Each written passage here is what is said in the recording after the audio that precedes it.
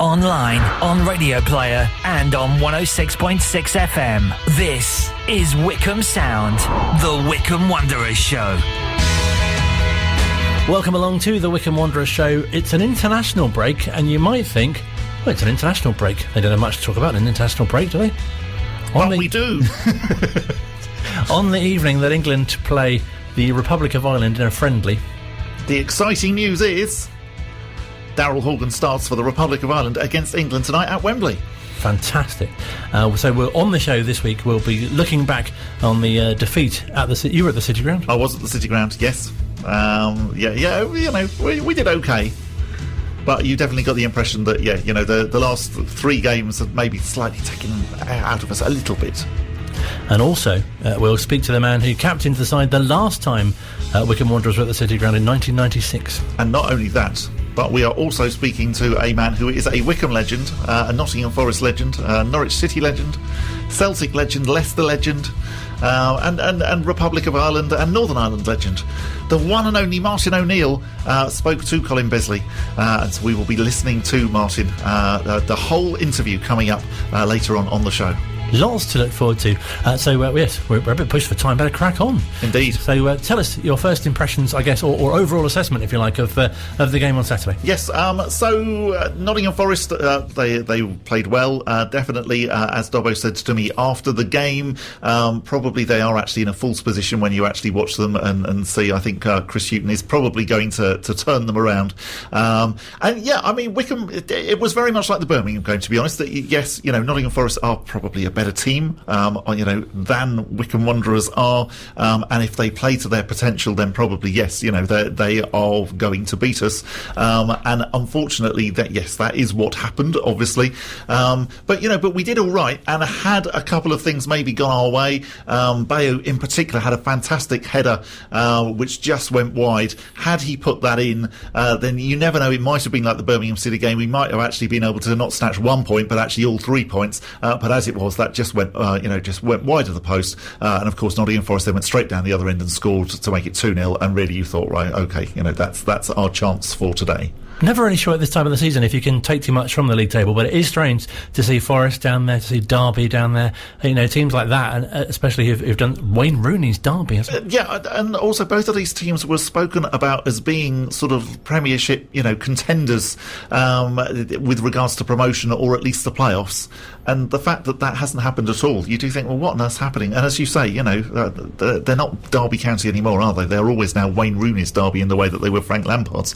What are they doing down there? But for us, again, well, long may it continue. Absolutely. And Richard Dobson continued to remain in charge. Gareth not quite match fit, and Bob spoke to him after the game. The stats were interesting. So 5 shots on target. You have more corners than them, and possession, actually, I think we have 40% to their 60. Yeah, I wasn't aware of the stats, but I had a feeling that it would probably be close on chances created. I think we've made some good opportunities today, and the second goal is the pivotal moment in it. At that point, we were on top and pushing for an equaliser, and I think the longer that stays 1-0, the more nervy they get. Obviously, the breakaway and a bit of a fortunate ricochet that falls into his path allows them to get that 2-goal head start on us, and at that point, they can play a counter-attacking game and sit deep, which probably suits their players, and it makes it a lot tougher for us because of the bodies they get back. And it was unfortunate because Bayo had a good header just before then. They made it 2-0. If that had gone in, well, we might have been looking at a game a bit like Wednesday night. Yep, isn't that always the way? You miss a good chance, they go down the other end and score. We created several chances today, a little bit unfortunate on a couple. Keepers made a couple of good saves. Rocky's had to make a couple of good saves. Probably for the neutral, a good advert for Championship football, I would have thought. But there were some pleasing moments about what we did today, and I certainly feel that Forest are a side in a very false position in the league. I think we'll find in a couple of months' time they'll be in the top half of the league and pushing towards the bottom end of the playoffs, certainly in terms of the talent they've got in their squad and a very good manager that knows this division well. So having done our analysis on them, we felt they were in a false position. The last couple of games they could have easily won by 4 or 5. They were that good in the game, and in actual fact today I thought we went toe to toe with them for long spells. I think what's great going into the international break is that actually you could say the same about us at the moment. Yes, yeah, and it's important that we carry that momentum on when we come back. We have to use this as a chance to recharge our batteries, but certainly not take our foot off the pedal. Continual growth is really important in terms of performances, and there was a lot of aspects about our performance today that I was more pleased with than maybe the Birmingham and Sheffield Wednesday games. So we've got to be realistic about the fact that in this division, other teams have very clinical strikers, and probably that's the one difference in the two sides today. It was good to see that Anis started, and also Gareth coming on. He looks like he's going to be a real handful for teams. Yeah, both really bright. Anis, as a young lad, shows great calmness about his play. Has got a lovely eye for a pass, and he's going to be a class player. As he grows and gets more experience, I think he's got a touch of class about him. Gareth, I thought, gave us a more dynamic approach on the right. He wants to get forward. He wants to get crosses in the box, and I certainly thought he was a threat when he came on, and delighted that he's part of this club now. Are you expecting that by the time we play Brentford it will be Gareth Ainsworth standing here chatting to us? Yeah, I would hope so now. Yeah, it gives him another couple of weeks to recover. He wanted to make the trip, but after a couple of hours of being on his feet at the training ground, he suddenly realised that it was going to be impossible this time round. So the next 2 weeks should give him plenty of time to recover, be back, and hopefully we'll be back to full strength on the coaching side fairly shortly. I would imagine that it's been very busy for you over the last week, so you're probably looking forward to the international break just to be able to spend a bit of time at home. It is, yeah. I've been a lot more of a coach this week and a lot less of a dad, and the time spent on the iPad at home, even when you are home, the kids are asking you questions and you're asking yes or answering yes and no, and actually you think, was that even a yes or no question? That you're so busy thinking about the team and what needs to happen next. So yes, it does increase the workload without a doubt, but needs must, and that's what we're all about. The club's one for all and all for one, and we've lost Gaz, but we all have to step up to the breach. And of course, the brilliant news is that Gareth is now back at the club. The Blues played a practice game, they called it, on Tuesday, where they played Bournemouth under-21s. Gareth was there because the club tweeted a picture of himself and Dobbo and Pete Couhig, and even better, we won 4-1 and Alex Samuel scored a hat-trick, so not a bad afternoon's work. It's been all in all a good week. It has, indeed, yes. I must say a massive thank you to JDT and Alan Hutchison of the Ex-Players Association for sorting us out this evening's two guests coming up very soon. We're very excited. That doesn't quite cover it, to be honest, to be having Martin O'Neill on the programme. But first, I've been catching up with former captain and caretaker manager as well, Terry Evans, to find out about how he became a Wycombe Wanderers player. It was the season Brentford bought Dave Webb in.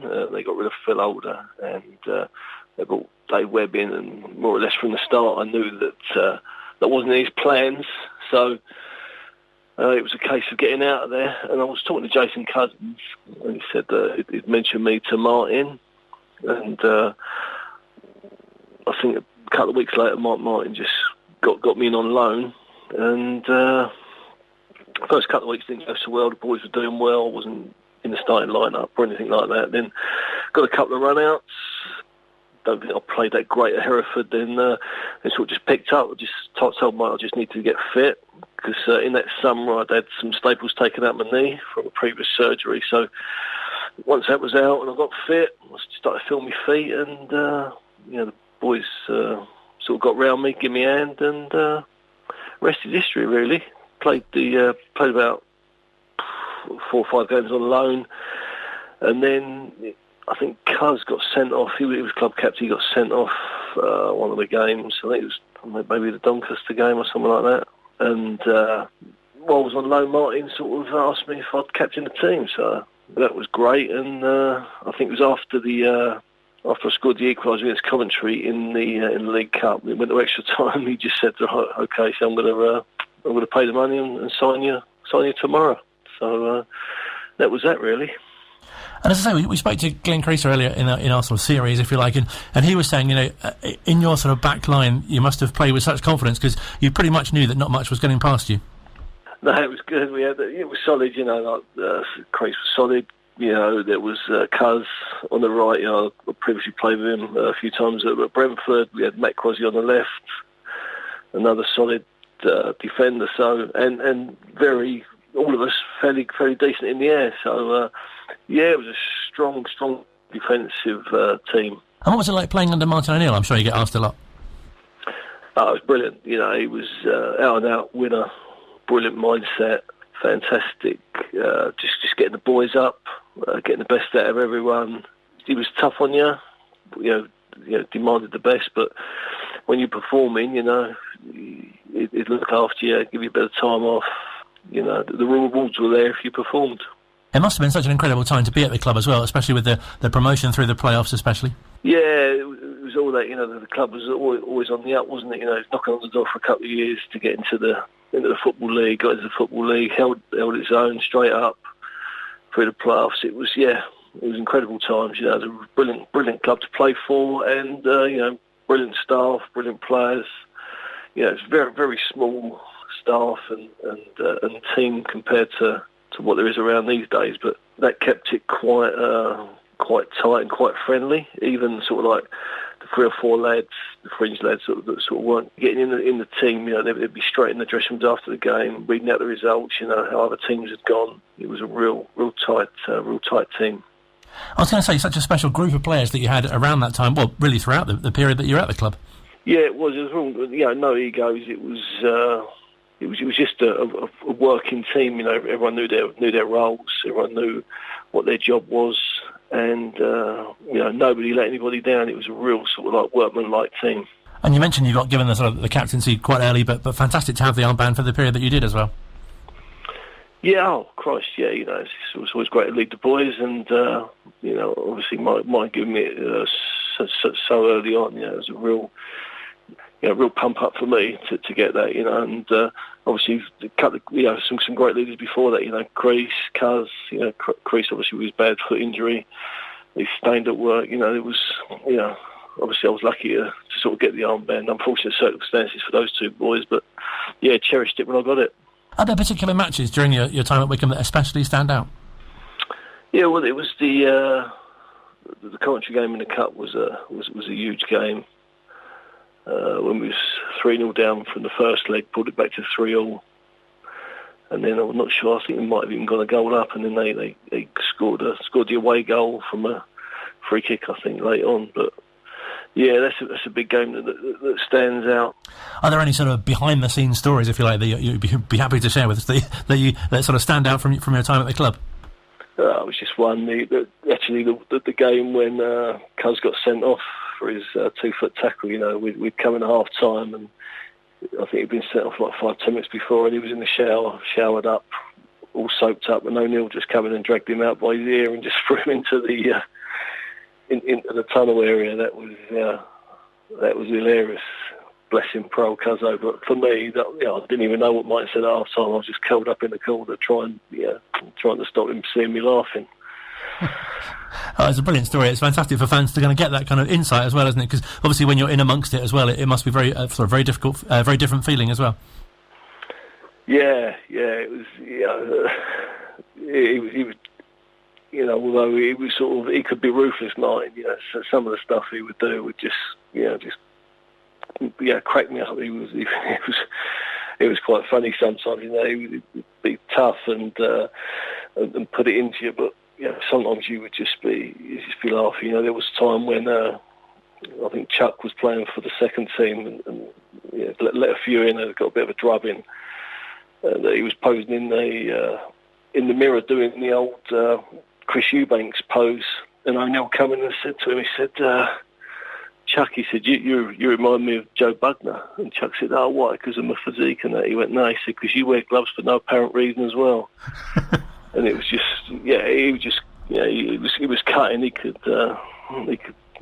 ruin you, within one sentence. I think that's another thing with the boys that he brought in. He brought in, and they could handle that. They could take that criticism. I know that sport's changing and the game's got a little bit softer, but I'm not sure many could sort of take the criticism or the stick that was dished out then. You mentioned as well briefly your knee. That's obviously something which kind of led in a way to your interest in becoming a physio as well. Yeah, that were me downfalls. My knees, both. I'd done cruciates in, and then against Fulham in one of the cup games, I did the medial ligament sort of suffered with my knees, and that's when Martin was good as well. He sort of looked after me during the week. I didn't have to get involved in every training session. Dave Jones was physio at the club at the time. He was very good, looked after me. Best management of my knees, and being close with Dave and working with him quite closely, him trying to get me ready for games each week. I sort of picked up a bit of knowledge on the injuries. I'd see him treating other lads and making diagnoses, and that got real interest, and me and Dave got fairly close as well. And up until this day, very good friends. Because after you left the club, obviously you came back as the youth team physio. That must have been something which was great in terms of you'll be able to sort of pass on your own experience in terms of playing and also injuries as well onto the youngsters. Yeah, I think it helps. Sometimes you're in a club environment, team environment. When you're injured, sometimes it's a dark place, lonely place on your own. And when you've got some good people around you, like other players that are injured, you can build up rapport with, good support medical team. Well, just Dave sort of run it on his own with Gina Allen, the doc, who would pop in sort of once or twice a week. They looked after us very well and got us through, And then latterly you came back as a caretaker manager, I recall, as well. That must have been fantastic to sort of help out, if you like. Yeah, it was the same time I was sort of on the on the physio team, so I was just working under Dave, looking after the academy. Unfortunately for Neil got the sack, and Ivor just asked me to step in while they looked for another manager. So I was happy to take that on at the time until Saints come in. But yeah, just enjoyed it all. I just obviously got real fond memories of the club and a special place in my heart for them. What do you think makes it so special? Because obviously speaking to ex-players and obviously current players as well, with the current achievements of being in the second tier of English football, it does seem there's such a real kind of family feel, isn't there, about the place? I think that's what it is. Everyone's quite close. It's always been a tight-knit club, and very, very similar to Brentford up the road. Where I was. You go back there and it's sort of the same old faces, same old crowds, but really nice, genuine people, and people who always had time for you. And we was always happy to share times with them, and I think over the years they've always sort of recruited fairly well. You get some good lads in, good players, and people who are just generally nice human beings. There must be a number of parallels actually between the two clubs, obviously, especially now with them both being in the Championship. Well, that's right. I mean, it's lovely to see. They're the two results I look for, sort of midweek and Saturdays when there's games. So they're the two games. They're the sort of two teams that I'd come along and watch. So the same sort of fan, the same sort of setup. Really, it is crazy, but yeah, a lot of similarities. You must have been so pleased, considering when you were at the club, it was what was then the third division, and now, as I say, to see them in the Championship must be very, very pleasing. Yeah, he's done a fantastic job there to pull them up. Gareth and Dobbo. I had Dobbo with me. Dobbo was my boot boy back in the day at Brentford, so great to see Dobbo cracking on. And the boys, they're fantastic achievement, and things looked a bit rocky probably about 18 months, 2 years ago. Hopefully things have turned around. I know they're struggling with a few results at the moment, but I'm sure they'll turn that around. And what have you been doing sort of since post then? Fans may not know sort of what you're up to currently.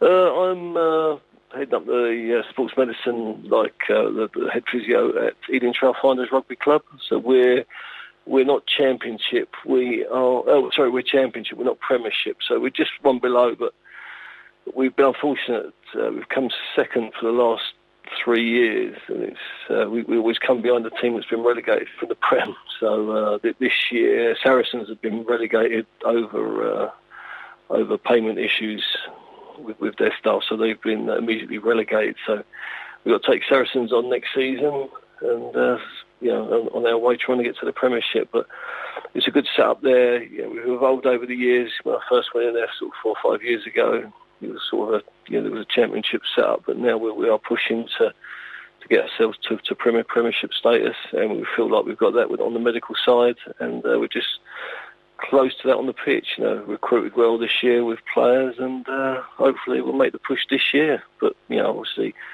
big boots to fill if we can see off Saracens. Are they very similar worlds, if you like, when it comes to maintaining players in terms of football and rugby? I guess quite similar injuries in some ways that players do pick up. Yeah, the nice thing with the rugby is it's very varied. You get a lot more upper body injuries, shoulders, the odd elbow. I've got a few hands lately, ruptured thumbs, that kind of stuff. So, yeah, it's very varied compared to football, where it's normally just sort of majority of stuff is below the waist, knees, ankles, the odd hip. But with the rugby, it's everything from sort of, concussions, neck, head down, It's a real mixed bag. Must be really pleasing for you to be sort of back involved again after the period of lockdown as well. Yeah, we I think we had about a period of about 2-3 months, and then we got back fairly early. We was one of the first championship side to do testing, so we test weekly. We tested weekly, and we were fortunate. We only had one positive all the way through, so we've done very well. We think we got some, we got good plan in place, good infrastructure on the COVID testing, and keeping players social distancing, that kind of stuff. So yeah, we've been fortunate, but and sensible with it. It must be so enjoyable for you as well to be a part of the Ex-Players Association and to sort of catch up with former teammates, but also guys from different generations as well. Oh, it's great. It's a great thing I just set up there, I'd love to have the time to try and put something in place at Brentford as well, It'd be a lovely thing just to set it up. But, what the boys have done there with the ex-players is fantastic, It's a really good thing, and it is lovely to catch up with different eras and the era and the boys that you was with as well, It's nice to do that. And although, I've got time constraints, I do make it to the dinner, so I always get to that, and it'd be nice to try and get myself on one of the golf days at some point. Must be really nice for you to reflect as well on the period that you were at the club and the comparative success that you had as well. Yeah, it's good to catch up with boys and lads that sort of went on and become more successful, played in high divisions. That's always great to see. When you sort of see them coming through as like little acorns and then developing the big oaks, it's always good to see, But they've gone on and played a high level, but deep down they're still the same old boys. And just finally, how do you reflect overall on your time at the club? Oh, loved it. It was brilliant. Both clubs. And I think if you look back as a player, if you give you a lot, you get something back. It doesn't matter how sort of good you are, but if you leave everything on the pitch, like only say, you're coming off the pitch on your knees, and I think if you give you a lot, empty the tank, and I think the fans sort of see that. And so pleasing when Wasps came as well, because that was sort of best of both worlds for you as well. Yeah, it was, because I sort of followed the Courage Championship way back when I was sort of playing football, because I played rugby at school, really enjoyed it, wasn't professional, played rugby, but always into that, loved me sort of the home nations, like it was the home nations back then, and then to like the Six Nations, but always a keen follower of that. As soon as I retired from the football, I got a season ticket at Wasps when they were at Loftus Road. I got to know a few of the boys there, and so they'd sort me out tickets. And then obviously they moved to Wycombe, which was a plus as well, So really enjoyed my rugby, and that sort of knowing the boys at Wasps, I sort of got offered an opportunity to go and work at Wasps, work there.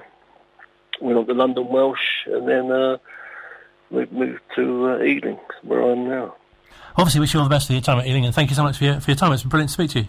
Yeah, you're very welcome, Colin. Thank you very much. Thanks for having me. Great to chat to Terry Evans. Really, it's fantastic, isn't it, to catch up with former players, especially from certain eras as well, when you used to go and watch them, and it's obviously fascinating to listen back to older players' stories as well. But ones that you've seen on the terraces, ones that you can really relate to, and you can you can see them actually there playing the game. Really, really interesting. A very good interview. Well done. Thank you, and great to find out what players are doing now as well, because you think, I wonder what they're doing now. Yes, indeed. Yeah. We've got the ultimate coming up in a few moments' time. We do have our poll running. Who is the greatest Wycombe manager of all time? Currently, Gareth slightly in the lead, 53% to Martin O'Neill's 47%. No votes for Sid yet, so come on, Sid fans. It'd be nice for him to get a few. You can find the poll on Twitter. Just use the hashtag TWWS. This is Wycombe Sound. Welcome back to the second part of the Wycombe Wanderers show. The second half, you might say. Only there's three halves, so that doesn't work. Yes, yeah, well, we call it first half, second half, and extra time. So we have spoken to lots of former players on the show, even though this is only, I think, the 9th programme that we've done. But we haven't yet spoken to any former managers, but it is about to change now in a big way, because Colin has been speaking to the one, the only Wycombe legend, that is Martin O'Neill. Really timely that we speak to you in the week of Wycombe Wanderers played Nottingham Forest in the second tier of English football, something which I guess you couldn't have imagined 25 years ago when you were in charge at Adams Park, or perhaps that was something that you thought would be possible. Well, I think that naturally our ambition was to try and become a Football League team. Wycombe Wanderers, I went down there in the year 1990, and obviously they were a very strong Vauxhall Conference side at the time. But life was changing as it does. I think that the wonderful amateur record, Wycombe, and some terrific history as well too. The old Lokes Park Stadium, but things were changing. At the time, Ivor Beeks had become chairman, very very ambitious, wanting to drive on, and Adams Park was being built at the time. Lokes Park was going to finish, which was a bit of history, and I was sorry to see it go, that old sloping pitch. But nevertheless, it was a new dawn, as it were. And of course, ambition was actually quite high. So the remit for me was, I think, was to try and get the team into the Football League. Is what you achieved then, is it comparable to getting into the Championship? Now, obviously, it's so different, and the team obviously being part-time and going to full-time as well. Well, I think that what we had, we just when we became a Football League team, we had obviously it had been tough. My first year, we won the FA Trophy, which is something that Ivor always wanted to achieve, and that was great. And I was as genuinely as delighted for him as I was for myself, of course, and the players. So we pushed on, and we ended up with the same number of points as Colchester, who had been relegated a couple of years before that from the Football League itself, but had been able to retain professional status, and all their players were full-time status. So it was a struggle all year. We ended up with 94 points. I think the third team had Kettering, I think, had about 70 points. So for us to miss out in goal difference there was really, really tough to take. But the players come back with a fantastic attitude. We ended up winning the double, and hence taking ourselves into the Football League. Now, this is the point that I wanted to make, is that our first season, we went up through the playoffs, beating no less a side than Preston North End. And the following year, we were in with the likes of Birmingham City and teams like that. And this was all very, very new to us, new to the players. And I think that's the only year where one team would go up automatically into what is now the Championship, and 4 teams would contest the playoffs. And we finished 6th again in our first year in the what would be called now the First Division. So we went very, very close. And had we gone into the playoffs, who knows? Our record was really good in that. We might have made it into the Championship in 2 consecutive years. However, it didn't materialise. As I said, we finished 6th, and I think Huddersfield Town, for instance, I think might have been one of the teams that went up, along with Birmingham City, who went up automatically. So those are the teams that we were competing against at that particular stage. It was great experience. So the comparisons, I think, would be there. Of course, the same contrast you could imagine as well. But the achievement of the team now today has been absolutely fantastic. Really, really fantastic. So I think that we did all have an ambition to try and as go up as far as we possibly could in the English League. But to wait that length of time now to achieve that, in the Championship was really remarkable. Did it feel like a big step up? Because we spoke to Glyn Creaser recently on the show, and he was saying it was like an ambition fulfilled when you offered him a full-time contract, because obviously he had all the players had other jobs at the time as well, and then to compete in the Football League as well. Well, it was. Well, first of all, let me say about Glyn Creaser. My first couple of weeks at Wycombe, way back in 1990, was to try and convince Glyn Creaser to stay at the football club, and having a meeting with him one night in Bisham Abbey, as we did our training at night time down in the plastic surfaces at Bisham Abbey, was as big an achievement as I. Terrific with the players as well too, and all the players looked up to him immensely, and he was a big driving force. So I think he had been tapped up by Barry Fry again at Barnet, and there was a possibility he could earn more money and such things like this here at Barnet. But he decided to stay with us, which was terrific, and hopefully he didn't regret it. So at the age, I think, what age was he, about 30 or 31, for him to come in and want to become a full-time professional footballer when we made it into the Football League, again, was a big moment. And I think some of the players would have followed Glyn as well too in that aspect.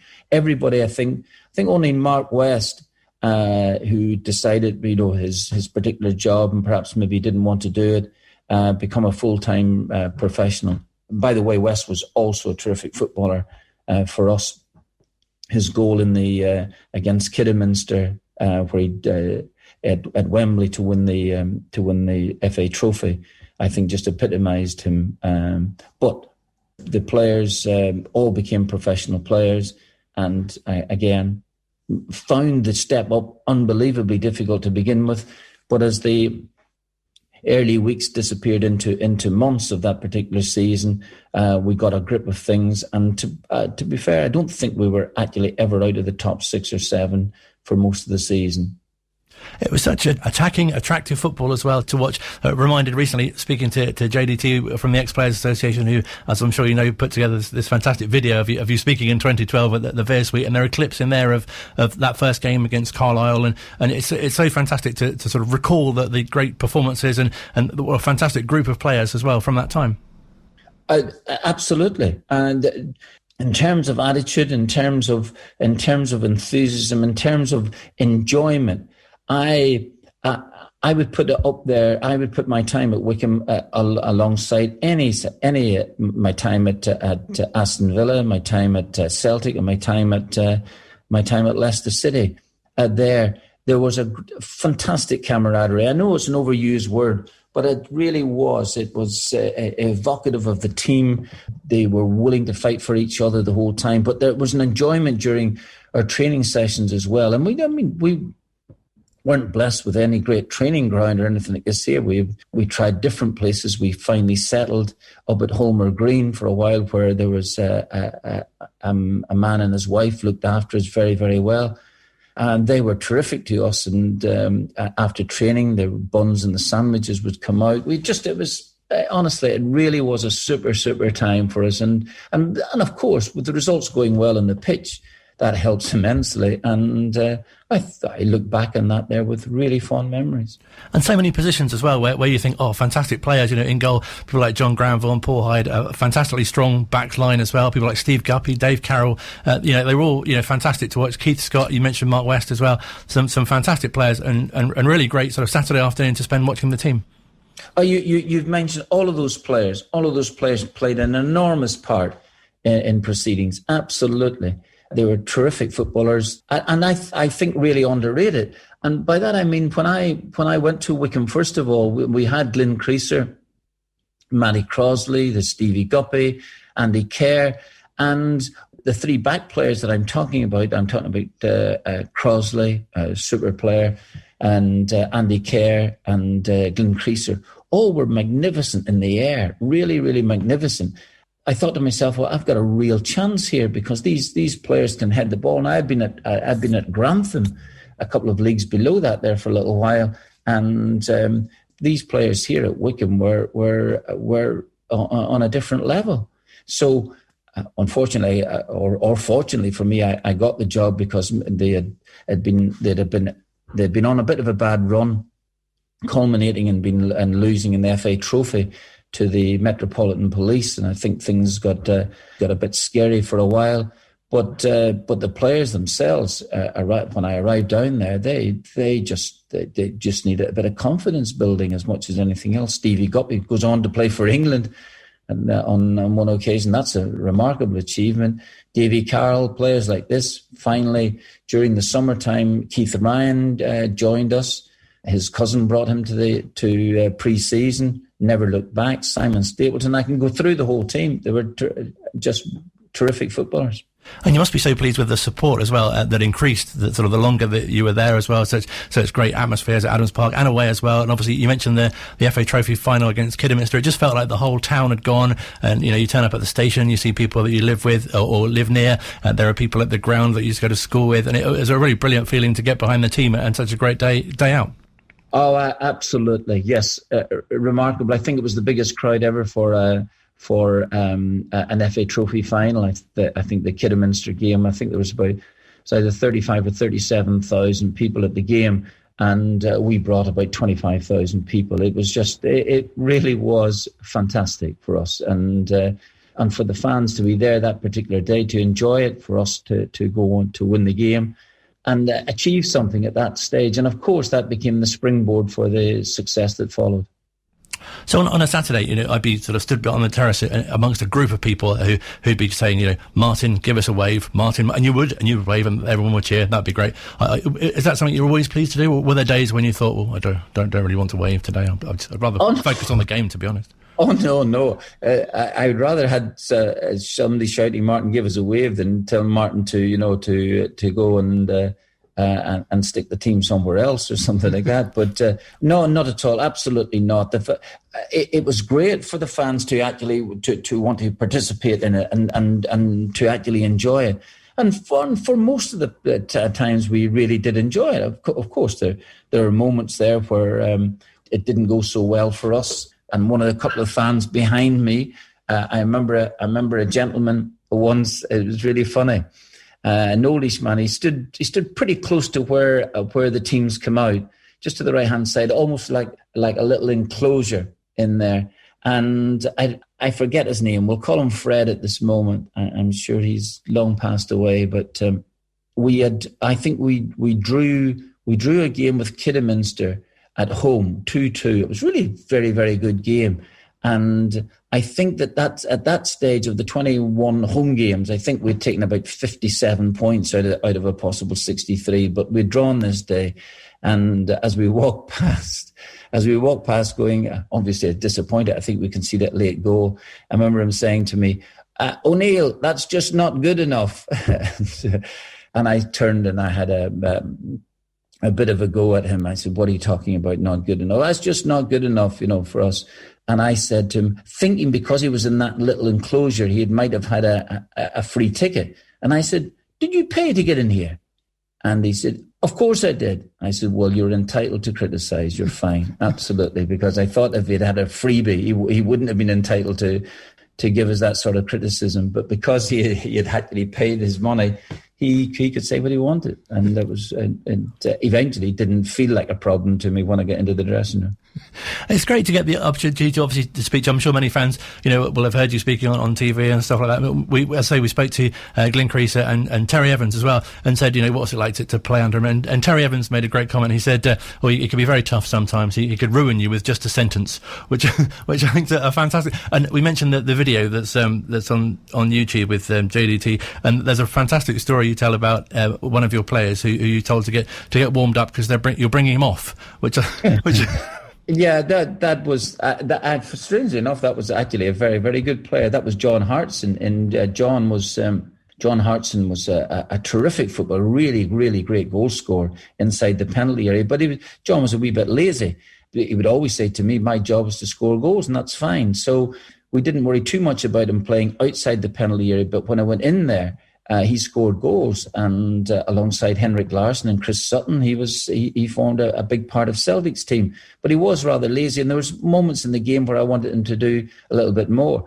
And after about 15 or 20 minutes in one particular game, he actually hadn't touched the ball. And so I remember shouting over to him, it's almost in a joking fashion, it's saying to him, "John, get warmed up, you're coming off." And he didn't take it all that kindly either, believe it or not. And he was a big fellow as well too. So I know I didn't want to really face up to him at half time in the game. But you mentioned Terry Evans there. Terry was another player. I remember Jason Cousins, who was a great player for us. Jason I picked up on a free transfer from Brentford. And Jason was, again, integral part of the success that we had. But he mentioned to me about Terry Evans, and Terry wasn't too happy down at Brentford at the time. The two of them had been good friends, and I thought that there might be an opportunity to bring Terry to the football club.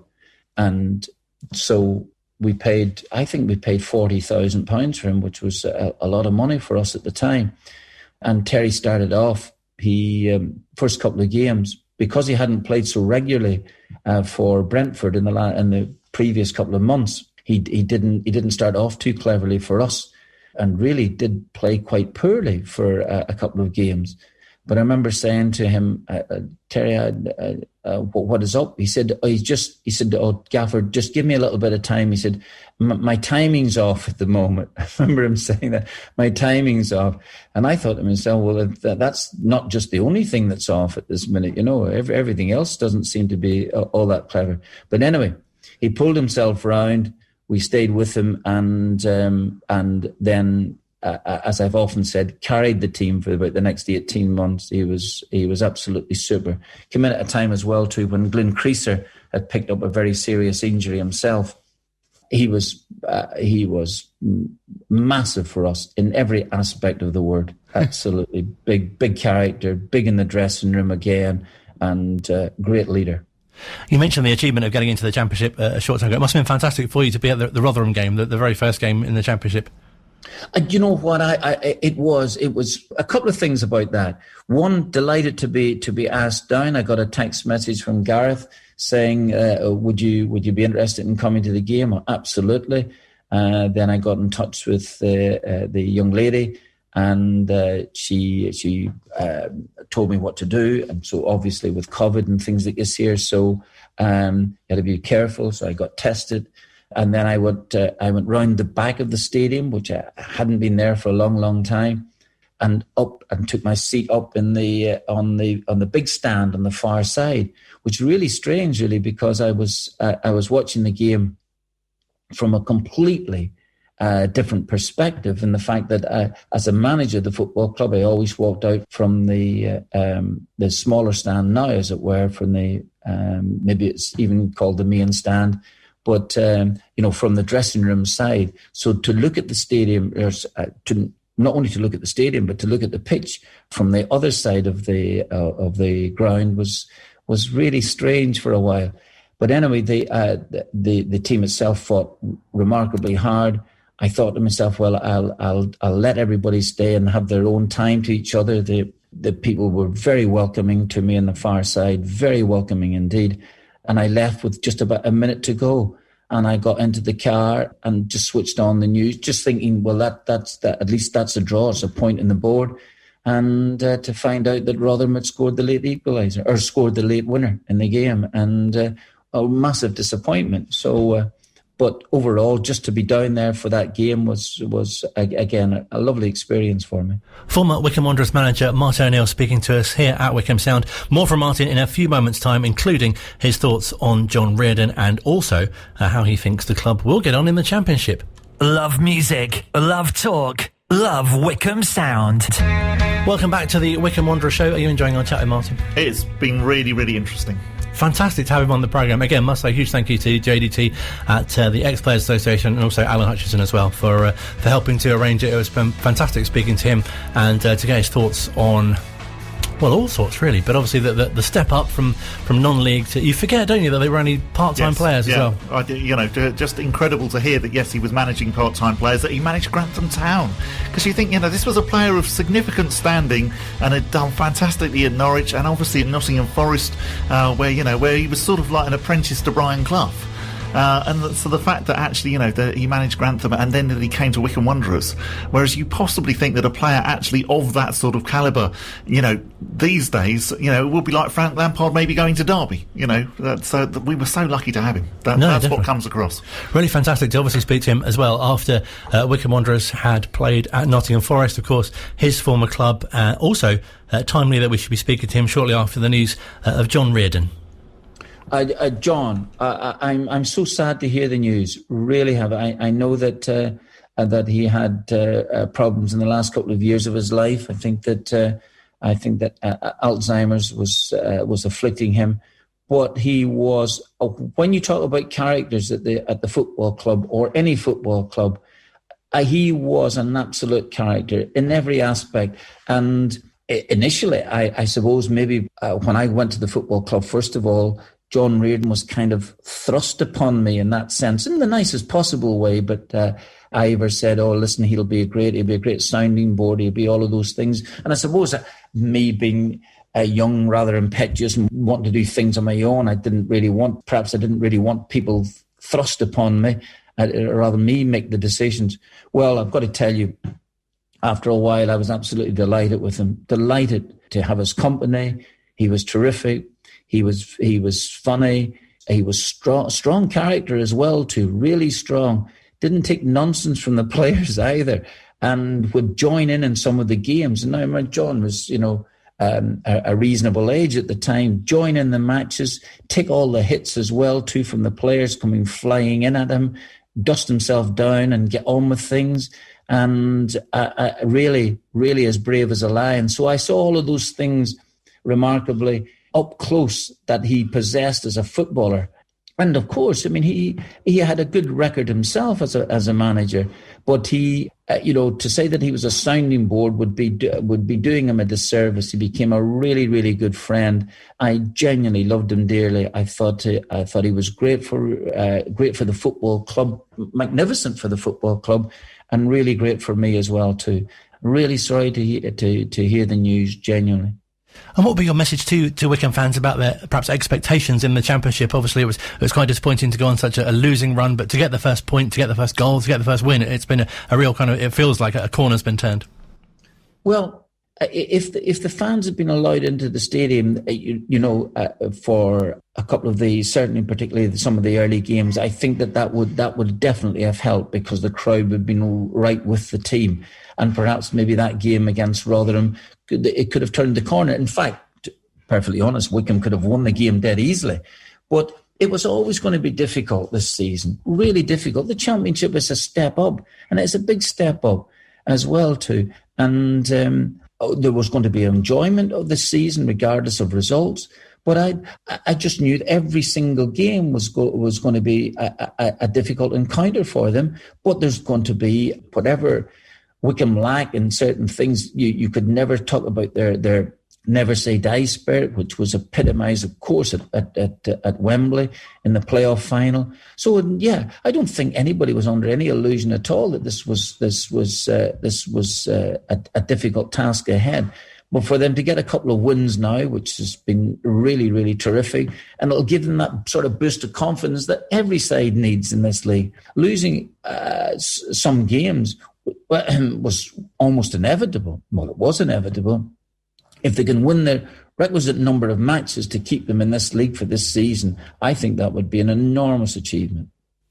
Well, it's been fantastic to speak to you. Really appreciate your time. Hope you and your family are staying well, and the lockdown's been kind to you. Have you been doing lots of Zoom calls, I imagine? I've been doing a few Zoom calls, yes, Colin, I have, and yet remarkably still finding it difficult to press the right buttons here. But I think that the more I do, the more I'm getting used to it. Listen, just to cap it all, I had the time of my life as a manager of Wycombe Wanderers Football Club, and so had my family as well too. My wife and daughters look back in those days with really fond memories, genuinely fond memories. And my two daughters on the pitch at Wembley, carrying little flags, and after one of our victories was moments that we'll treasure forever. You mentioned that video. It must be so nice to sort of look back and, as you say, the opportunity to see your daughters on the pitch. And I know they went to school locally as well. And it must be really nice to kind of look back on that time. I do, of course, yeah. They haven't seen it yet. I've deliberately kept them away from it at the moment. But if we can, if lockdown improves and we can all get together again, they're obviously living their own lives at this moment. But if we can, if there was a break in proceedings and Christmas, if people can gather together at Christmas time, it'd be nice to look at it. Absolutely. But wonderful days and as I say, lovely memory of it all. And I know, so many Wycombe supporters are so pleased and proud for you that, you've gone on to manage such great teams and have such success at, as you say, Leicester and Celtic and Villa as well. And obviously at international level as well. It's been fantastic to follow your career too. Well, some of these things may not have materialised at all had I not been given this opportunity. And there are lots of people down at Wycombe that I have to thank for that, naturally. Alan Parry for helping me getting an interview, even though it was a late stage and a decision had been made. But I think it was Kenny Swain. Kenny had been offered the job on the Sunday and turned it down on the Monday. And then I got the interview on the Tuesday with Ivor. And so Ivor took me on board. So a lot of the things you never know might not have materialised had I not got that opportunity. And but as I say, it was a wonderful 4 or 5 years of my life, and absolutely and utterly no regrets at all at any stage at all of that there. And I know that my family really loved those days, and I've really fond memories of the football club. Couldn't possibly feel any other way. Are you hoping for a return to the dugout soon? Oh, we'll have a look at that. Yes, COVID is determining a lot of in people's lives at this moment. Let's see what might materialise. I really appreciate your time. It's been fantastic to speak to you. Thank you so much. I really appreciate that. It's a pleasure, Colin. No problem. What a privilege and a fantastic time to get to chat to Martin O'Neill, and especially having spent so much time sort of watching his teams and following his career as well, and getting to speak to him on Wycombe Sound is really brilliant, and I'm really grateful for the opportunity. And a fantastic interview as well. Well done. Much. But, it came across, how pleased you were to speak to him, but some really good questions as well. And, it's just lovely to hear clearly what Wycombe means to Martin O'Neill. A man who, was a complete legend at various clubs, won so many things at Celtic, but actually saying, well, Wycombe is up there with all of his achievements. Also Leicester, he did incredible things at Leicester. And I know that possibly now looking back at Leicester, things are not tainted exactly by the fact that they won the Premier League, but they've always been a fairly sort of middling club, and Martin really did exceed expectations there, just as he did here, and the fact that yes, he rates winning the conference and the 2 FA trophies and getting the playoff final win up alongside winning all of those titles at Celtic. It's just brilliant, and it's such a great opportunity to get the behind the scenes sort of stories, if you like, as well. And next time you speak to Gareth, do ask him if there's a couple that supply buns to the team. Because, yes, that was because I'd like to know if that's something that's continued. And the amazing thing about that is it makes it sound like it was ages ago, but it really wasn't that long ago. But yes, people coming out and offering sandwiches and buns to the team after training. I don't think Gareth will be very pleased about that. We have been running our poll, incidentally, which I think is just about to close. We have had a tweet as well saying it's got to be Ainsworth and no question. However, interestingly, if the 2001 manager, who we think you're referring to, Laurie Sanchez, was in there, then he's got competition because the FA Cup semi-final. But out of those 3, definitely Ainsworth. I think with regards to Laurie Sanchez, that was an amazing achievement, but actually compared to what Martin and Gareth and Sid achieved, probably I would put him below them. And I guess the League Cup run as well with Paul Lambert at Chelsea as well. That was very impressive as well, wasn't it? So again, they would both be up there, but probably you'd be looking at a top 5 rather than a top 3. Anyway, I can reveal. So Paul Sid didn't actually. Sid got 0%. Oh, maybe a little bit too too old for the Twitter generation. Martin O'Neill on 47%, but Gareth Ainsworth winning the poll with 53%. There you are. You've heard it here first. Absolutely. Gareth Ainsworth voted the greatest manager in Wycombe's history on Wycombe Sound tonight. And someone who's undertaking a rather fine challenge to mention Indeed, as well. yes. Thank you very much to Ian Potter, who is a Chairboys fan, who has got in touch as well, saying, can we mention his run that he's doing? He is running from Land's End to John O'Groats. He's doing this starting this on the 21st of Feb. He's got a Just Giving page. If you search for him, so Ian Potter on Just Giving, then he will come up. And we are going to try and chat to him as well on Wycombe Sound on a future date, because, it sounds like a wonderful thing that he is doing. It is in aid of Mind, and yes, we will try and get in touch with Ian to arrange an interview with him. It's one of those things, isn't it? When you say from Land's End to John O'Groats, it doesn't sound that far if you say it like that. Indeed, it's quite easy when you just say it like that. Whereas actually, you and I would struggle if we were running from here to Adams Park, probably. I get out of breath coming up the stairs. Yeah, so do I. Absolutely. Well, it's been a fantastic show. I very much enjoyed it. Great to hear from Terry Evans and also from Martin O'Neill as well. And make sure you keep listening to future programmes, and we'll have other former managers and former players on again. Massive thanks to JDT and Alan at the Ex-Players Association. We'll be speaking to, as I say, other players and other managers, and also Alan in the future as well, to find out a bit more about the Ex-Players Association and the great work that they do. Good luck to Daryl Horgan, who of course is about to kick off for the Republic of Ireland against him. He's about to kick off. He is indeed. It's one of those slightly tricky ones. You think, well, I'd really like to see Daryl do well, but yeah, I do sort of want England to win. Could England win 2-1 and Daryl score the Republic of Ireland's goal? That would be nice. That would be ideal, wouldn't it? That would be very good. On next week's show, we will be looking forward to the game against Brentford, which will be happening a week on Saturday.